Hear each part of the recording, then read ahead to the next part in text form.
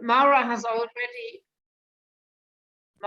already said these were two really, really fascinating presentations, and quite interesting, sort of almost coming from opposite ends, not just historically apart, but at first glance, a very consummate historical artist, and then 8 contemporary artists that get together. So, but what for me was quite fascinating and I can see a link, is that in both cases, with 8 people making a project together, and you've alluded to that in your paper, there isn't much space for egos, and so it requires holding back, or I don't know how to put it, a subsuming of the individual ego, and artists have to have big egos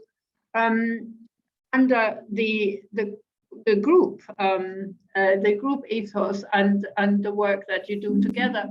And I wonder, I mean, I don't know what Ralph will say about this, but what I find personally very fascinating about this artist, and thank you so much for introducing at least me to him, I'd never heard of him, is, I mean, it is mentioned his connection to Zen, and I may be making too many assumptions, but there certainly is to me an element of a kind of, you could call it a passive attitude. I'm really interested in the dabbing process, in the takuhanga and the use of the stencils,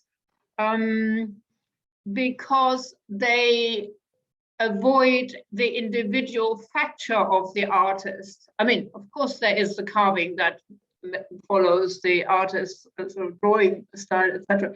But to me, there seems to be an element of taking that back. And so I don't know much about the black, the use of the black, which is another fascinating area. But to me, the connection is the subsuming of, or the holding back of the individual ego there, in terms of the approach. In your case, it was the group, oh, I can't, I forgot, what is the guy's name again? Itotaku? No. Ito Yakuchu. Ito Yakuchu. Yakuchu's case, and to me, that would sort of chime with the Zen approach, as far as I understand it, but that may be going a little bit far. So, yes, Ruth, I think those are good points, although I don't actually have a good answer to that. I know that in the same way as the borderless scroll, that Jakuchu would have worked with a team of people to make work that he did. So sure. To some extent, he was the initiator and the designer. I have to say that I really plucked this out of a hat to fill a gap in the conference. So I'm not an expert on Edo period art and so on. So, and if anybody else wants to chip in about that, that's good. Yeah. I didn't necessarily expect an answer. It seems more like it's maybe a bit of a wide, quite a big claim to make. I think that needs a lot of research probably, and as you say, one needs an expert in Edo period art as well. Yeah, I mean, it brought in so many points, so I hope everybody wasn't overwhelmed by that. And I mean, I'm sorry. Or the paper. Yeah, the paper, but because I think the idea of eccentricity, how Japanese understand eccentricity, the difference between an eccentric, how an eccentric was perceived, 200 years ago, and an eccentric is perceived now, all those kinds of things. I think there's a lot of layers in that talk. And I mean, honestly, originally I just began it because he made that beautiful scroll using black. And initially it was just going to be about black, and then I got a bit carried away.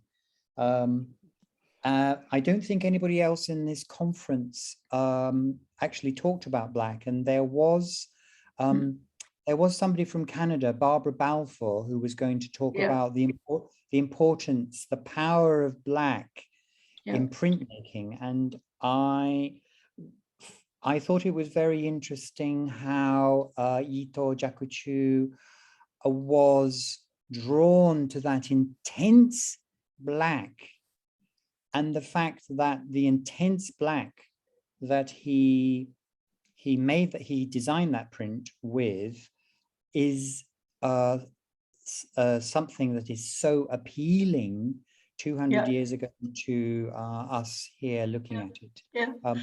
I think it's also interesting that we tend to think of black as the opposite of white, but I know Matisse used black in a very interesting way that would contradict this assumption. And so the way that black is used there is absolutely fascinating. I loved especially the last work that you showed. That's amazing. Well, and also the flatness, the anti-perspectival aspect of it, I find that, of course, very fascinating. I mean, that's something artists have engaged with for a long time. I mean, you could, from Impressionism, but then also people like Rauschenberg or Johns and so on and so forth.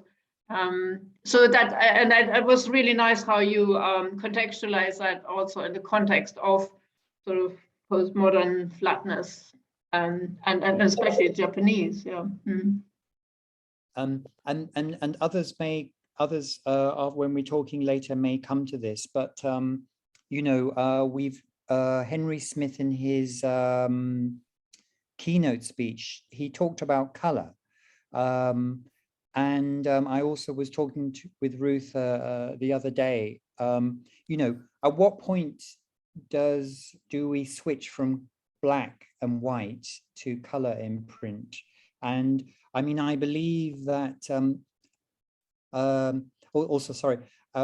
what point around the world did black become the overriding color that people chose to use in printmaking?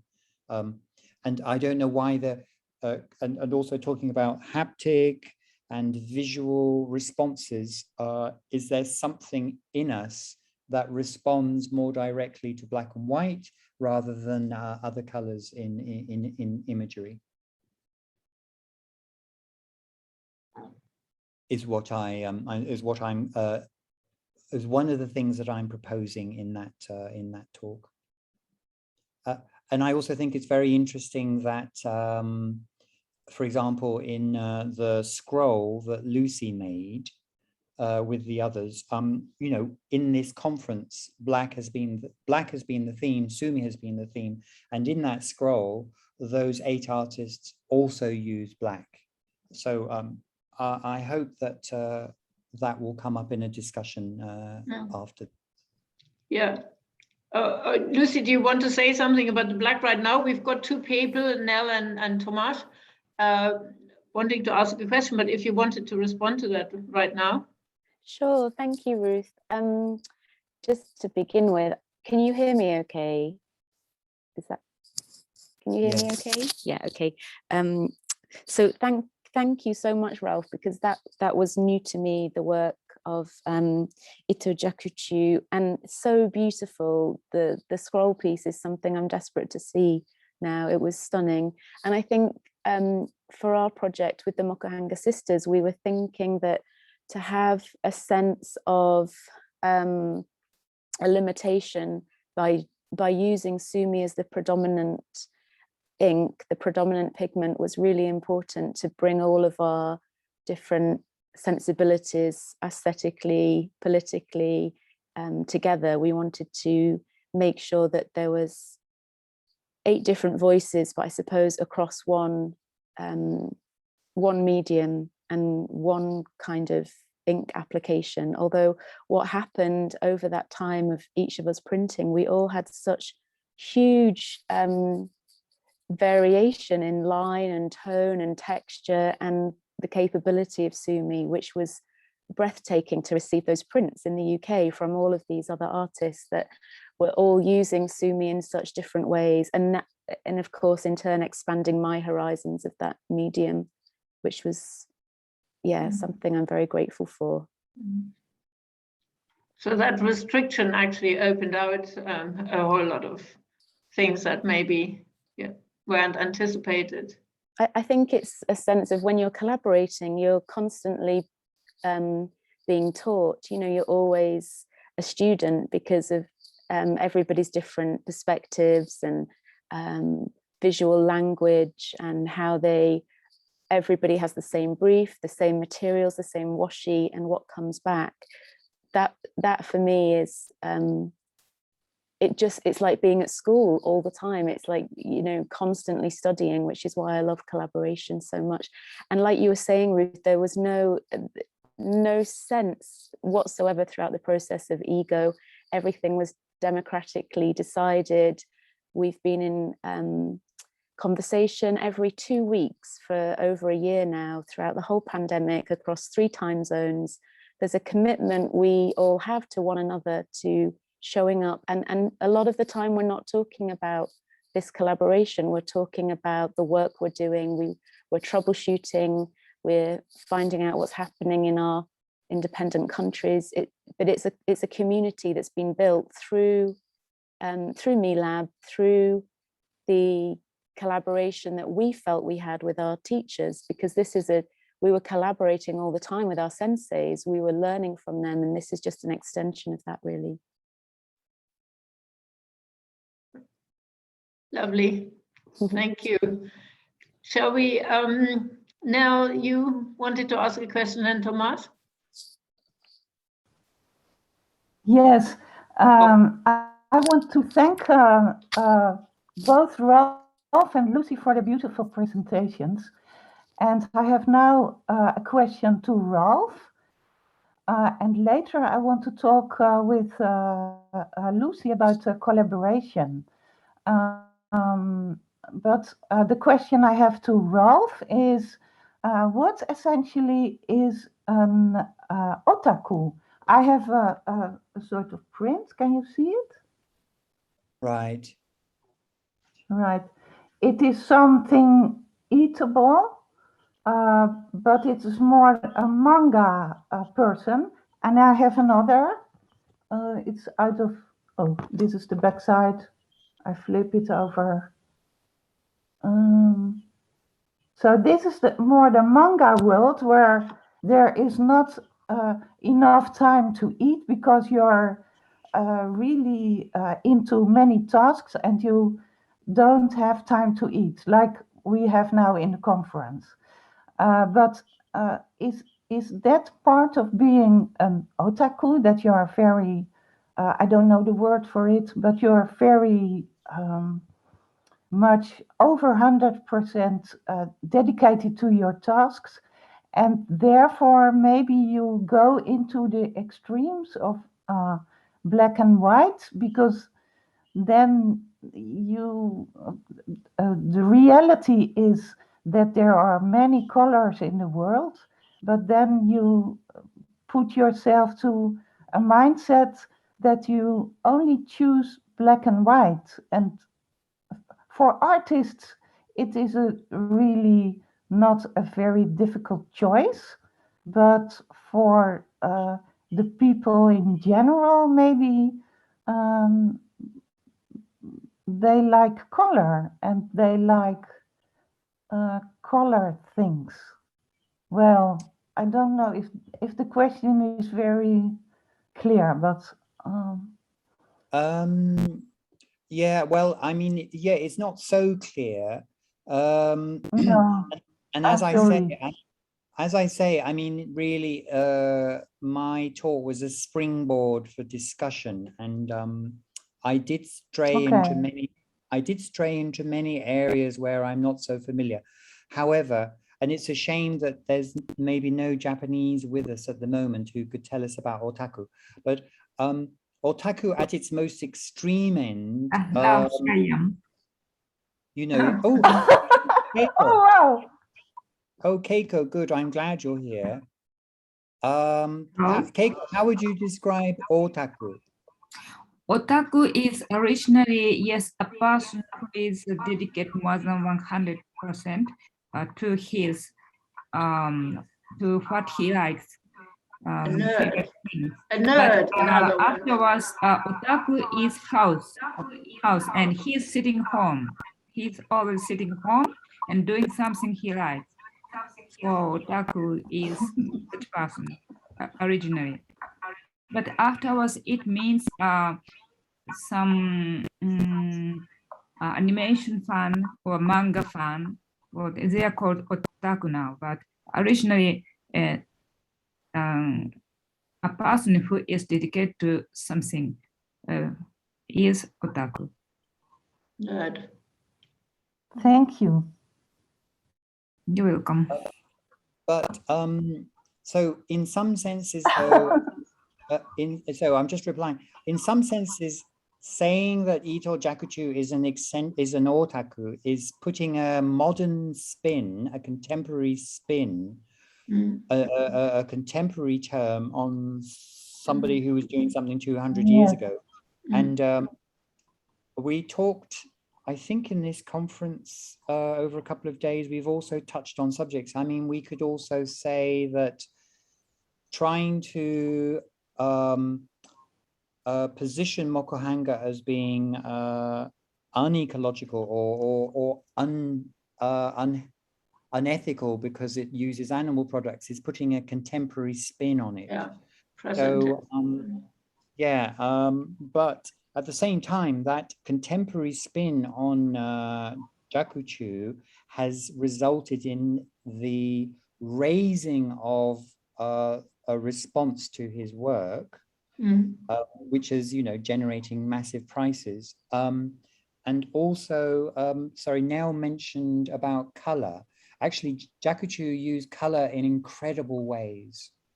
So he was just an extraordinary artist. And I was only talking about the black and white because this conference is, you know, about Sumi and black. But if you wanted to know more about color in his work, you know, now you know his name. You'll see him absolutely everywhere. You know, on coasters, screensavers. Yes, you know, he's the bird. like Andy Warhol. He has made, Okay, thank you, Ralph. Shall we maybe?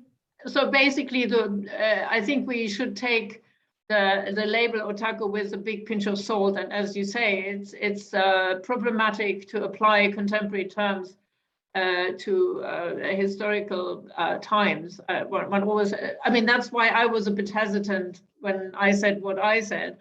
That's along similar lines. We have to be very careful there. Anyway, Tomasz? Yes, thank you. Thank you. Hello, everyone. And I really like those two presentations, and I done in my artistic work two collaboration, and I think it's really open for the other people. But so thank you for this. But I have a question to Ralph. And I have some opinion about black and white, that is some specific contrast, which is different, for example, between red and green. The black and white contrast is a unique contrast, which show us some different points of one line, a chromatic line of colors. But Ralph, can you explain because I know actually this works, but I don't know technique. And as I try to imagine how this technique works, I cannot do it. So could you explain shortly how is it possible to put the ink of the top of the paper in that way that the white spaces are not are without ink. Well, Thomas, if you about 6 or 7 hours ago in Japan, there was a demonstration in the afternoon by a Japanese artist called Sorry, I Asuka, couldn't join today. yes, Asuka Tsutsumi, and it's been uploaded to the IMC YouTube account, and she is doing exactly the technique that Ito Jakuchu was using. And Okay, I should thank you. also say, I should also say that it's possible that this dabbing technique is at the very, very, very root of printmaking. Yeah. Yeah, so I know it from the historical way of printing, but I never thought, how is it possible? I just accepted from those books, but now while I'm trying to imagine how is it possible, I cannot, because you have the tampon which is soaked in the sumi ink, and while moving on the paper, while the white surfaces are not dirt. Excuse me. I think the white part is embossing before on the wood before put the ink. No. Okay, so it's the lower part, yeah, a little bit. Yeah. Yes, I think it's embossing on the wood, and after takes the part to put the ink. Okay, thank you. There is a Chinese artist who whose work I saw in the 2010 Philagraphica exhibition in Philadelphia. I'll type his name in the box. Who, because it comes from China, I think Ralph also explained that, and in China it was used also to reproduce text from, I don't know how you pronounce it in English, the stele, like monuments with text, historically. And this artist, he's worked in a very interesting manner. He's collected different texts, historical and contemporary, both sort of personal as well as excuse me, official ones. And then he poured concrete and drew into the concrete, and then rubbed, once it was dry, rubbed the prints. So in the images, I'll try and find the link and put it in the chat box. You can see the same phenomenon, that the characters are white and the surrounding surface is black. So his particular mode of doing it was that he would just take one imprint and then pour another layer of concrete, take another print. So the possibility of making further prints was demolished. So he only has the one print. I'll type his name into the box while Lucy is going to say something. Hello, sorry. I was just going to say, Ralph, that an artist from Cornwall in the summer taught me this technique, not takuhanga, but I think she called it takubon. So we're taking very fine washi and dampening the washi to be laid over an object and then printing with this similar device that was in in your presentation. That's right. Yes. I mean, Yeah, with the Sumi ink. I think this touches on so many of the subjects that we've talked about in this conference earlier. And I mean, a lot of people in their talks talked about you know, Hilary talked in her talk talked about what's the word, embossing and gaufrage and so on, and frottage and so on. I mean, and also, you know, in Japan they do this thing where they gyo taku. I mean, gyo is fish and taku is the same dabbing. So you catch a fish, and you, before you eat it, you put your washi over it. It's the same, exactly the same technique. You get your dabber, and then you dab the fish, and then you can sort of stretch it out, and it becomes a record of this incredible fish that you caught or you ate. I think that's just the most exciting aspect of printmaking. As I say, you know, at the root of printmaking. So you're right. And the people, you know, taking impressions of motorbikes, you know. Yunmi has posted the name of another artist, Guwenda, and then I posted the link to the Chinese artist at Philographica, and there's also a blog post where you can actually, Thomas, you can see, you know, the level of depth that the stone has. It's not a lot, it's a bas-relief, apparently, in that case. Yeah, okay. So, do we have more questions? What's the time? Mara, how are we for time? Is Mara there? I mean, now I think we have all the time in the world. Oh, okay. Well, we have a couple of hours before America opens. So if anybody maybe has some questions of the previous presentation, maybe we cut those a little bit short, and now there will be more time. If I mean, I see Carol is she's still here, and so I think I don't want to end the session for no. I just wondered how we were for time. No. We are. I mean, we are definitely okay. Patty, do you have a question? Patty, your hand is up. Yeah, just a comment. I wanted to thank both Ralph and Lucy for the presentations and encourage the idea of collaboration. It's really, really powerful. But I also wanted to talk more about the color black, and in the scroll with the black sky, where it doesn't represent night.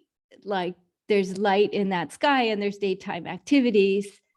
That's amazing. Like that's when it's like crossing cultures and realizing, oh, this doesn't mean the same thing as, you know, I was raised thinking of make a spectacular night painting like that. But it's day and they're doing daytime things. So I wanted to mention that my own experience, so growing up, you know, American, European background and going to Asia and being immersed and understanding that there's this completely different idea about white and black. And, you know, in China, it's, you know, the black is the bones and the structure of the work, and the white is the air. So when I learned painting in the US, we were always killing all the white in the painting, but of course the white, and so people were, the Chinese artists I met were using blank, you know, bare canvas in when they painted their work. They weren't covering it. And then Japan, it's even, you know, of course the book In Praise of Shadows, you know, explaining to Europeans what what darkness, where maybe Impressionism was about light. Well, it's in Japan, the lifestyle is about layers of shadow.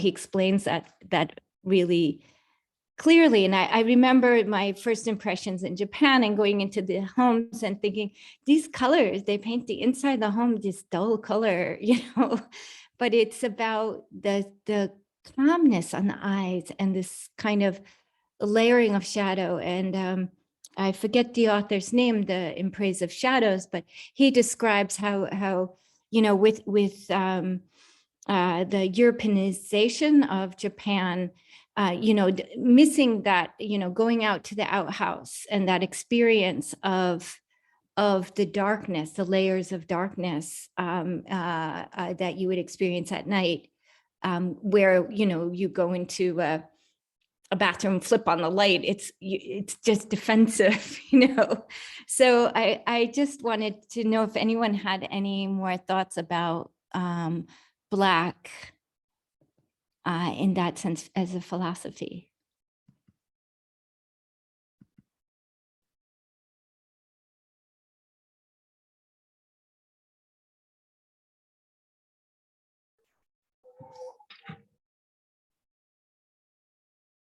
Terms of philosophy, well, it's complicated, but in European tradition, the Saint John of the Cross speaks a lot of things about the night as a sort of source of power, of something that is positive. So if you would like, you can check this out. So it's kind of mystic writings. That's my input. I think in the West, when you say you have a black mood, black means dark and scary and sour and violent. Things are black and white, it's a metaphorical thing because of, where we live, and in different cultures that changes. Instead of blacks, there are shades of gray that go from white to black, and everything that isn't white is black, all those grays. So it's a fascinating subject. I love Sumi because it allows you to go from a warm off-white to jet black, depending on how many layers you add. I'll leave it there and let somebody else chime in. I'm just sort of interrupting if anybody else was going to say something, but when I've been a kind of visiting artist in China on and off, and in Chinese art schools, black and white printing is a specific department in the printmaking department, a specific section of the printmaking departments. And in this section, Chinese artists are taught about balancing black and white, about using the power of the balance between black and white to its best effects in printmaking. And I always think that's very interesting. And I often teach workshops where we only use black and white, and the incredible nuances of the effects that the students get. I mean, I absolutely love that. And sometimes you feel like going, well, let's never go near color.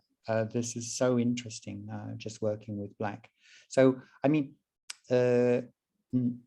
to some extent, you could see it as negative, but it's slightly cliche to say yin and yang. Without yin, you don't have yang. Without yang, you don't have yin. Without black, you don't have white. So.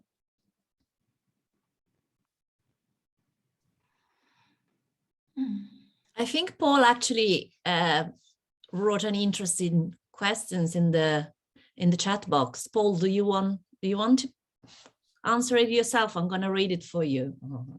Don't be lazy, come on. So Paul asked, do we think, well, probably do you, Lucy, think women collaborate better together than men? And I really like these questions. I'm really interested in listening to the answer. I can only speak from experience, Paul. And when I've collaborated with men, I mean, how can I answer this question without huge generalizations and huge gender stereotypes? But I will. And I find that with women,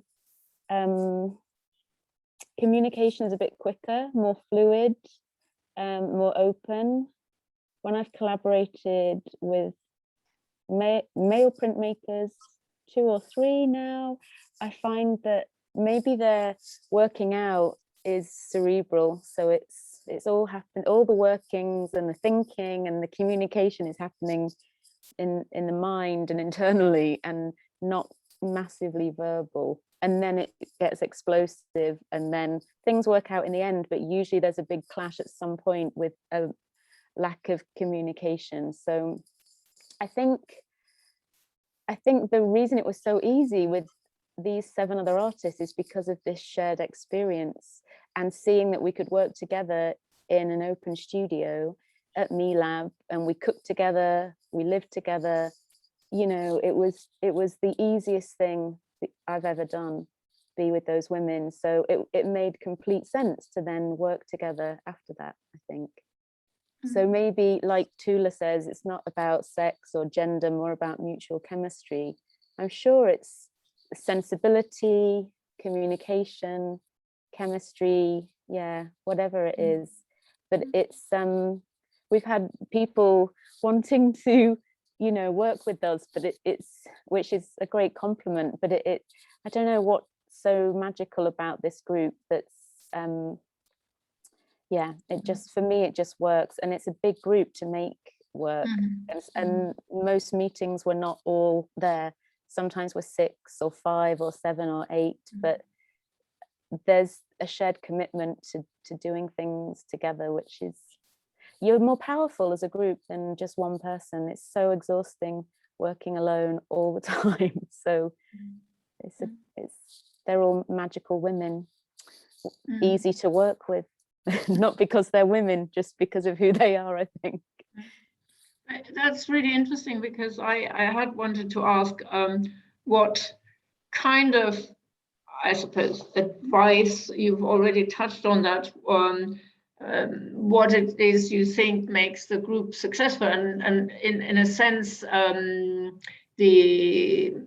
you had a sort of preparatory phase, you could say, or the experimental phase, or the experiential, I should say, experiential phase at Me Lab, where the structure that was given there allowed you to move together in a way, but then obviously to translate that into another scenario, that's your own achievement.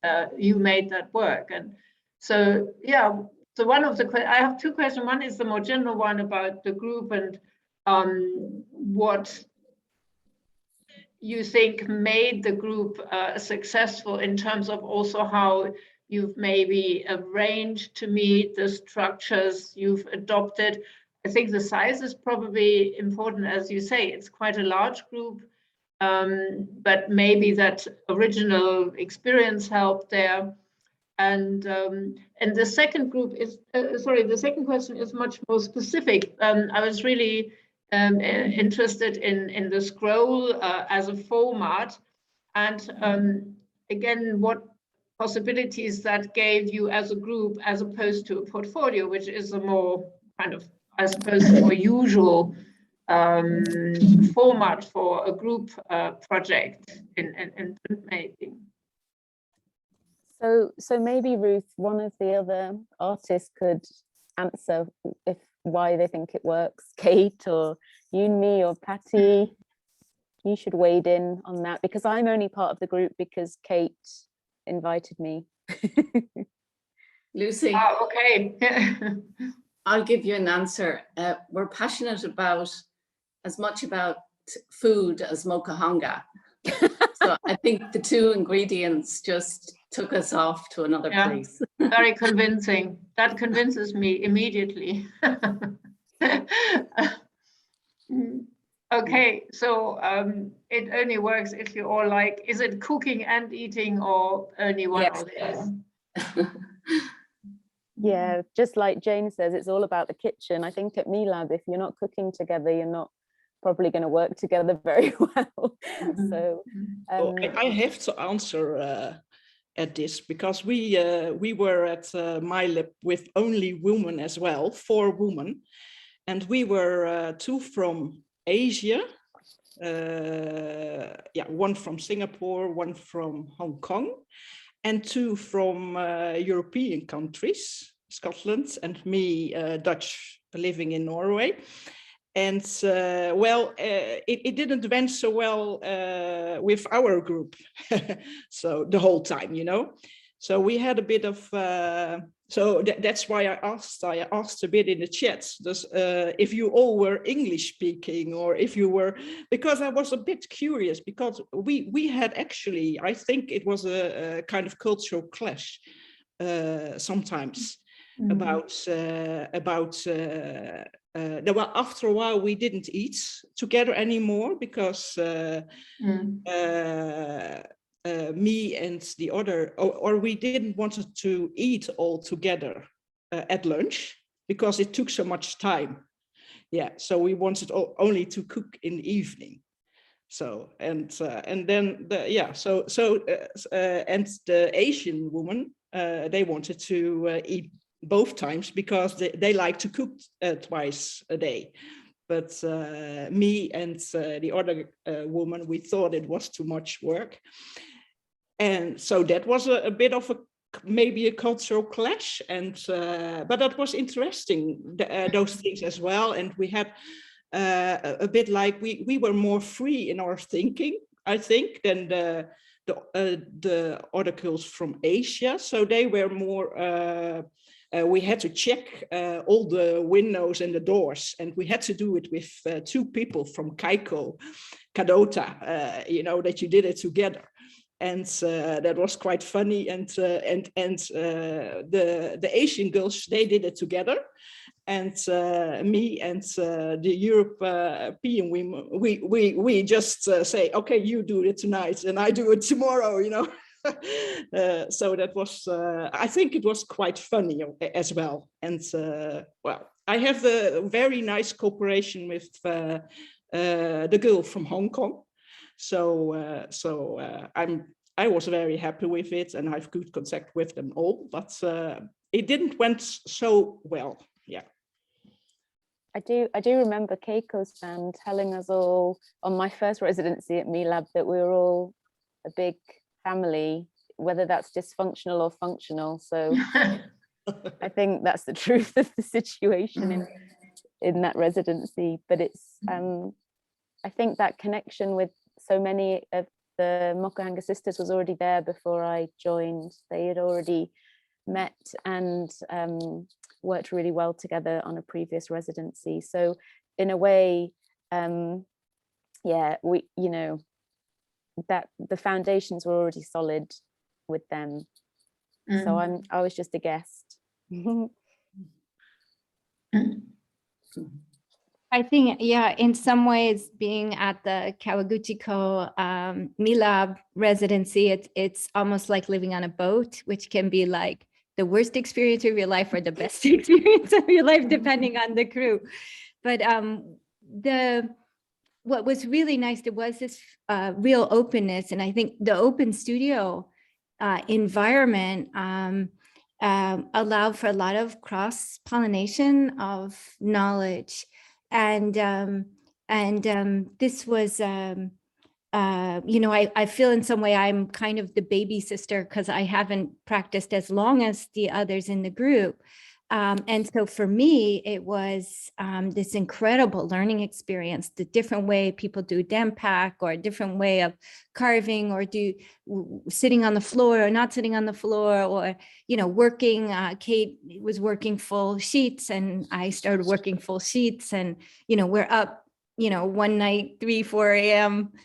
getting printing done. And there was this energy and the synergy that that I think had a lot to do with the open studio environment. I mean, when you see some snapshots of us there, and there's stuff everywhere. Like there's, and we were seven on that residency when it's usually 6.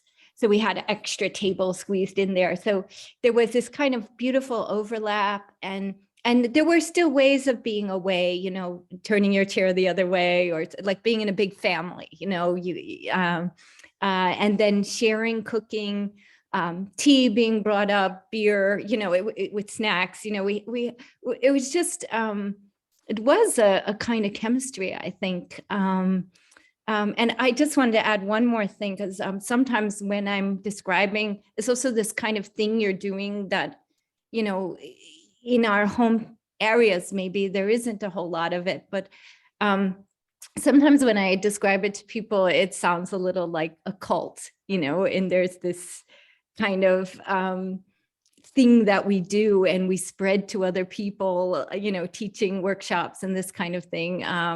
But there is this kind of insider side to it, which I've loved.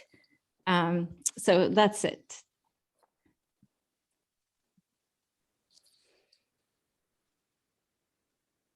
Thank you. Yeah, it's nice to get a sense of Mila, but I've never been there myself. Is there anybody who would like to ask a question? I don't want to dominate this. I would be curious, though. I don't mind who is answering it, since you're all, whoever is there of the group.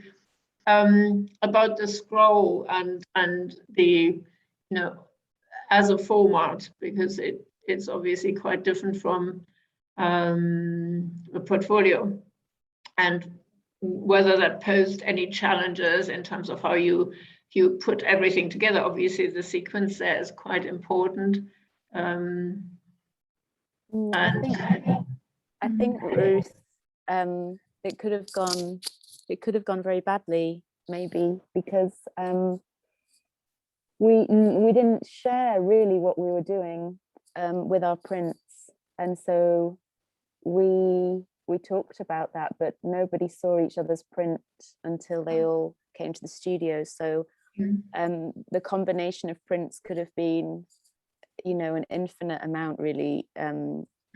So the scroll was important for me because really to pay homage to Tetsuo Soyama sensei, who taught, kindly lent me a book about scroll making in 2018. And he was so enthusiastic and encouraging for me to learn this technique, which I'd been making artist books for 20 years and had never been able to make a scroll in the traditional format. So he was really encouraging. So then when we were back there in 2019 and taught by his brother Toshio Soyama, it felt really an appropriate format for a portfolio. And also we'd all made one. We understood the technique involved.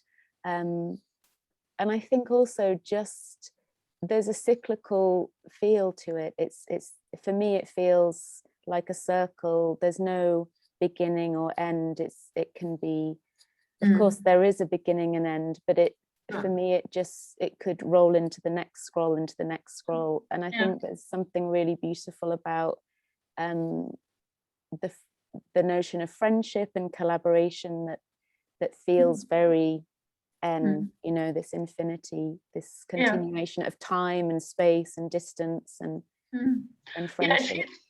Very appropriate, especially to your thematic focus, that there is no, in a sense, there are no boundaries in between the individual prints.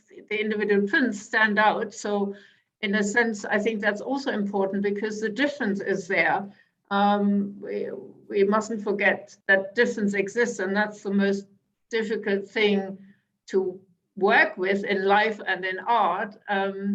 And yet, that's really what we all need to concern ourselves with, to acknowledge difference in all its form. But yeah, living with it or living through it is much more difficult. So in a sense, the format for me encapsulates that beautifully, that there is both the commonality that's indicated by the seamless continuation of the scroll, and yet it entails and accommodates the difference of the individual artistic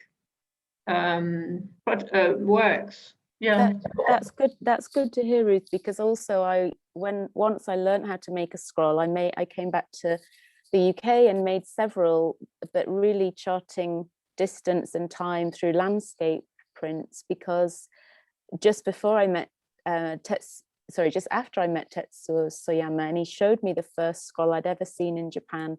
I was then doing a walking pilgrimage around Shikoku Island of 88 temples, and traditionally pilgrims or henro would take the scroll and they would have their scroll stamped by each temple, and that would pass with them to the next life. So I was already really interested in pilgrimage and travel and distance and time, and this idea of the scroll being a marker for that endeavor. So it's a journeying. It's really about journeying. Maybe there'll be more. Maybe that's it. We've made a series of boxes for the scrolls, which feel almost coffin-like. They're sort of burial. It stops being alive as soon as it's in that box, really. But it becomes something else, memorialized. So. Yes, I mean, I think the box actually is like suggests anticipation, rather than closure. And that's good. yeah, and I'm talking slightly off the top of my head, but I know that we look at prints these days framed on a wall. This is something that we had touched on earlier in this conference, but it was much more likely in the past that prints, certainly in Japan, were held. Oh yes, Hilary was talking about it. You'd hold them, you'd shift them in the light.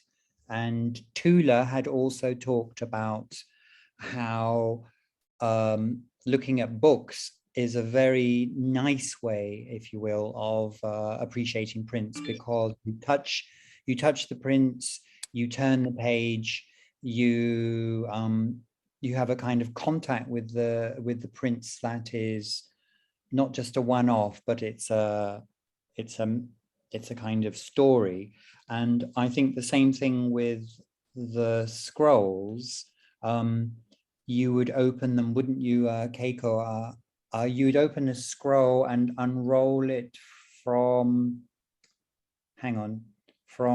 right to left. Is that right, Keiko? When you have a scroll, it unrolls. You hold it in your right hand and unroll it towards the left. Yeah. So, like Japanese books, we open from right to left. Yeah. Yes. Yeah.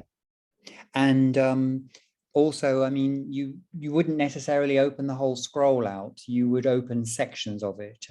So a bit like the Jakuchu scroll, you would unroll sections and sections and sections. So in the same way with the Mokuhanga Sisters borderless scroll, you don't necessarily have to open it all out at the same time. And then as you unroll it, you might be looking at a complete print, or you might be looking at a section with a division. So as you said, it's borderless, and you might appreciate a section of that scroll, which is kind of in between. you don't necessarily have to be looking at a print entirely by itself, but anyway, so there's a sense of anticipation with the scroll, which I think is very beautiful. Ralph, also you get to see the back of those prints. So like we were saying before about tacit reading, and how do we understand what's a mokuhanga print, just through haptic reading. So it's that also you're seeing, especially on Patty's print, she's printing front and back of the paper on both sides, and it's beautiful, equally beautiful on both sides, of course. So that's another dimension.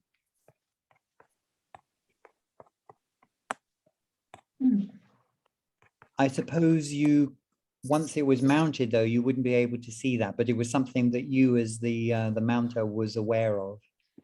Well, while the wooden doweling is unwound, you're seeing the reveal from the back of the print that then is forward facing. So you're not only seeing the back of the print, you're feeling the embossing as well, because just the nature. So the backs are really beautiful. And then you're seeing the hand of the artist as well, because they're signed on the reverse. So but it's a big responsibility to glue prints together because they're immediately devalued once you apply. So they're not mounted, they're just seamed on the edge. Yeah, it's not mounted on another sheet. No, it's just a 3 millimeter space, April. So actually, when I've made mistakes, and I have made a few because the edition is 20, because the magic of nori, just dampen, peel away, re-glue. So we could add another 20 prints to that scroll at any point if we wanted. They're never finished. That's what I love about that, because of the nature of the materials. So have to make a bigger box though. Not more boxes. That's extremely interesting that you could add more. Yeah, or take away as well. That sounds threatening. Yunmi,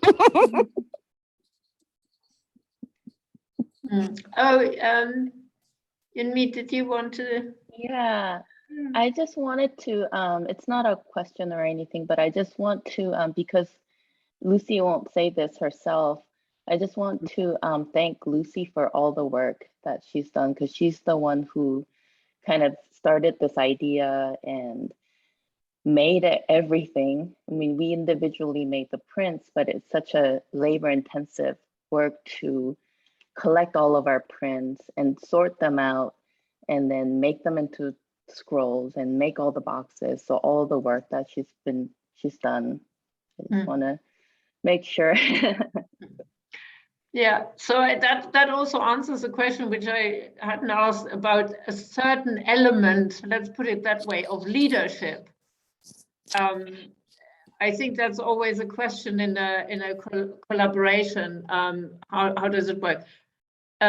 Sorry, that wasn't meant to be such a big comment. I did wonder though how you decided on the sequence. Sorry, Ralph, how the sequence was decided. Did you look at that together somehow digitally, or how did that happen? I think we talked about doing it together, but then everyone just gave me ownership of deciding that, and which was stressful. But I thought also, how about everybody gets a different combination of images, so they're each unique. So I did think about that, because they all work together in whatever combination. Some obviously work better, but then I didn't do that in the end. I decided to commit to one reading in a sense, but I think because they're all reversible, they could be changed up at any point by anyone, which I like the idea of. But also, I think on this project, maybe I was leading with really wanting to do this, as to make my knowledge of scroll making better. You know, there's no better way to really consolidate learning by repeating and doing it as much as you can. But in the next project we're working on, Patty's very much taking leadership of that for an exhibition we have at Vermont. So I just think whoever has an opportunity for us, and like you said earlier, yeah, the ego is dissolved in that group for all sorts of reasons. I think that's the important thing that I think is part of what makes this group work, is that there is the lack of ego and a lot of trust. Yeah.